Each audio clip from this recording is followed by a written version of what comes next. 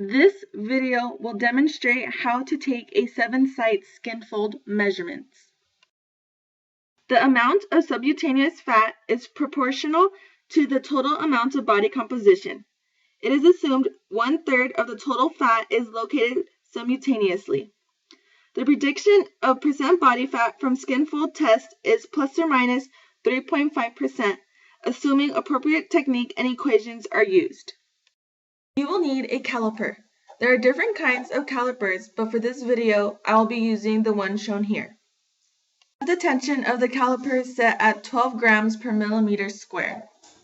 Make sure that the person who is being measured is wearing the appropriate attire, which is preferably sports clothes or loose-fitting clothes.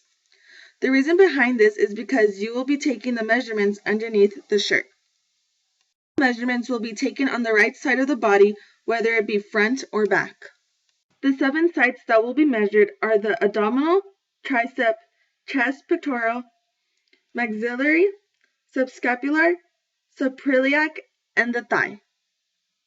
When using the caliper, place it directly on the skin surface 1 centimeter away from your fingers and thumb. You want to have it halfway between the fold of the crest, and you maintain the pinch during the reading. Take your reading within 1 to 2 seconds and no longer. Make sure when grabbing the skin, you use your 4 fingers and thumb.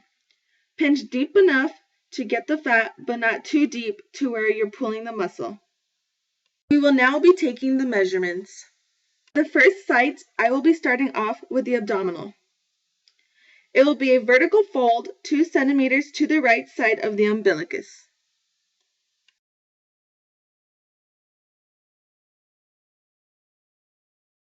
Second fold will be the tricep. Have your subject's arm be relaxed and at their side. It is the posterior midline of the upper arm. It is a vertical fold halfway between the acromion process, also known as the shoulder, and the olecranon process, also known as the elbow.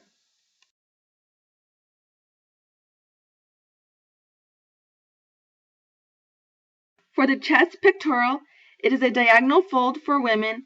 It is 1/3 of the distance between the anterior axillary line, or the crease of the underarm, and the nipple. For men, it is half the distance between the anterior axillary line and the nipple. The next site is the mid-axillary. Have your subjects raise their arm to the side to make it easier to take the reading. It is a vertical fold on the mid-axillary line at the same level of the xiphoid process of the sternum.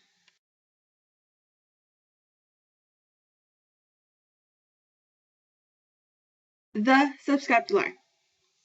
For this measurement, you may have your subject place their arm behind the back so the shoulder blade pops out. At the edge of the shoulder blade is the area you want to take your measurement. Have your subject place their arm back to their side. It is a diagonal fold 1 to 2 centimeters below the inferior angle of the scapula.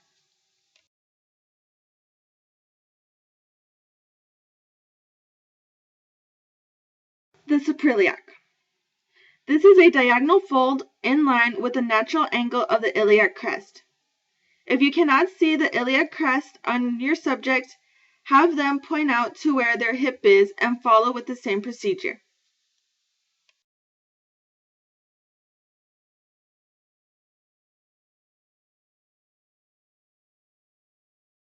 The last measurement that will be taken is the thigh. It is a vertical fold at the midpoint between the proximal border of the patella, also known as the upper knee, and the inguinal crease, also known as the hip. Have your subject place their body weight on the left leg so the right leg is slightly supported on the ground and relaxed. Once all measurements have been taken, repeat the procedure a second time in the same order.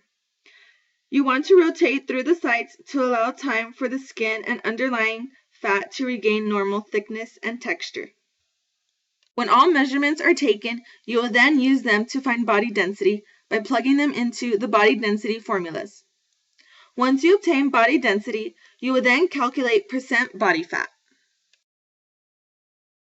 Factors that may contribute to measurement errors are poor technique, inexperienced evaluator, the caliper is improperly calibrated, the subject is extremely obese or extremely lean.